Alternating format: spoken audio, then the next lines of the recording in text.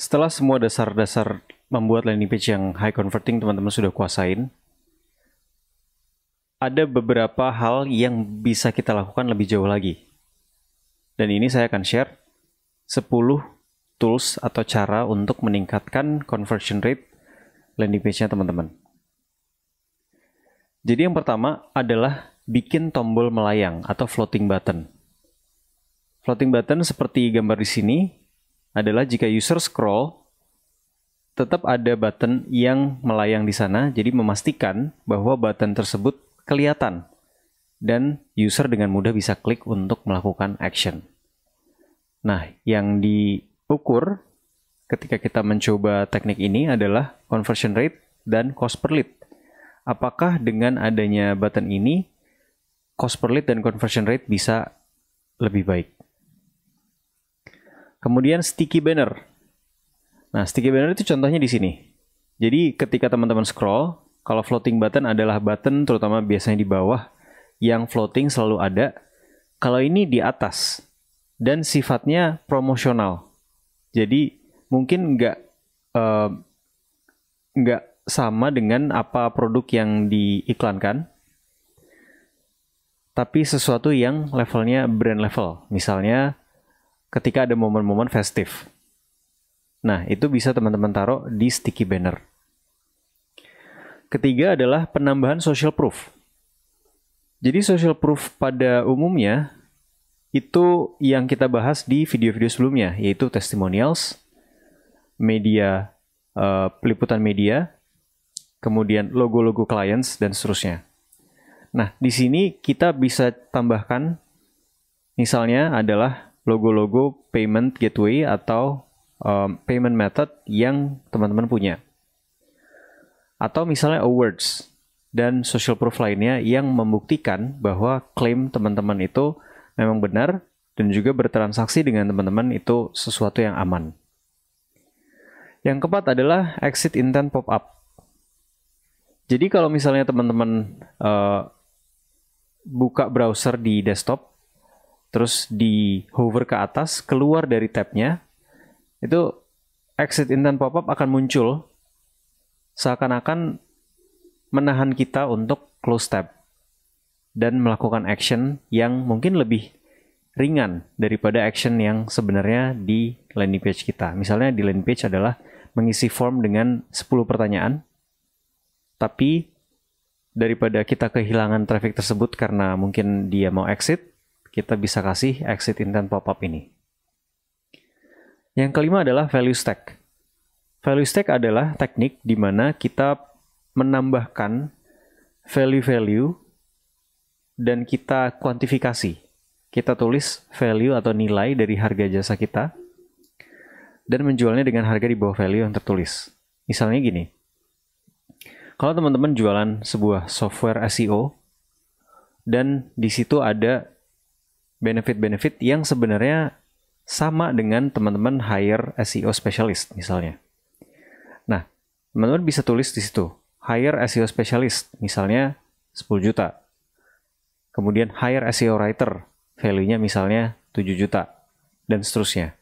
Tapi dengan menggunakan tools SEO teman-teman yang sudah diperkuat dengan AI, teman-teman cuma butuh atau calon customer teman-teman cuma butuh bayar 5 juta. Nah, itu kan ada semacam persepsi bahwa ini sangat worth it. Karena kalau misalnya saya beli atau saya pakai alternatifnya, yaitu nge-hire 2 orang, itu bakal lebih dari 17 juta. Tapi kalau menggunakan ini cuma 5 juta. Nah, value stack ini sering banget dipakai biasanya untuk jasa atau jualan kelas. Kemudian overtweak.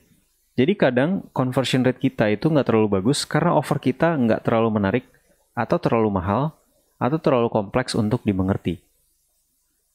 Jadi kita bisa coba nge-tweak atau merubah atau melakukan A/B test terhadap offernya. Contohnya misalnya kita jualan software yang kita tulis offernya adalah harga mulai dari 299.000 per bulan. Tapi kita bisa tes dengan cara mungkin diganti menjadi coba gratis tanpa risiko. Nah, ini bisa meningkatkan conversion rate karena kita mencoba angle yang berbeda.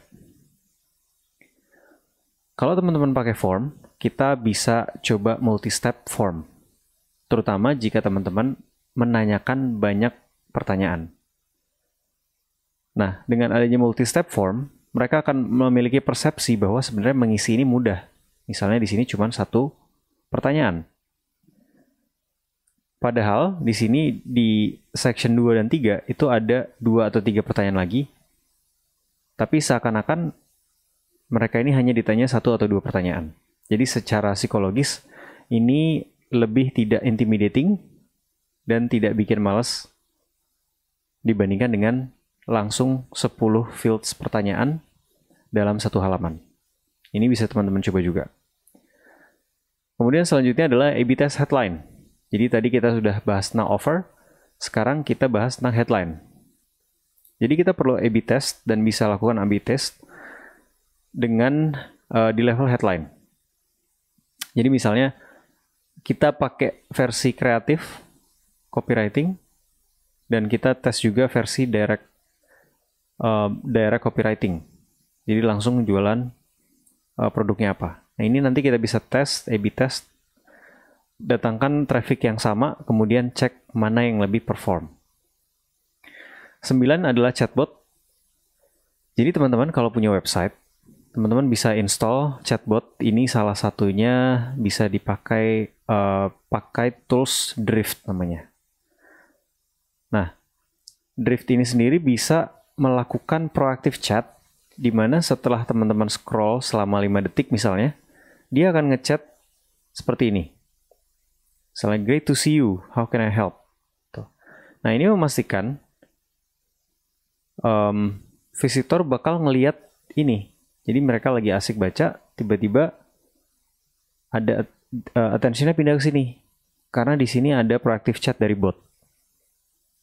Nah, ini akan pastinya menarik perhatian, dan kalau promptnya memang sesuai, visitor bisa jadi lanjut percakapan dengan chatbot, kemudian yang bisa disalurkan ke agent manusia. Dan yang terakhir, ini ada inovasi yang baru muncul beberapa tahun kemarin, yaitu chatbot tapi bentuknya video dan interaktif. Ini video ask by Typeform, teman-teman bisa cek. Secara konsep sama dengan chatbot, jadi setelah sekian detik bisa muncul video di website pojok kanan bawah teman-teman. Kemudian karena ada elemen visual dan elemen manusia, ini akan lebih engaging, dan poin plusnya adalah ini masih jarang digunakan di Indonesia. Jadi bisa jadi sangat menarik perhatian audiens, terutama audiens di Indonesia. Nah, itu adalah 10 teknik atau tools yang bisa ningkatin lagi conversion rate teman-teman.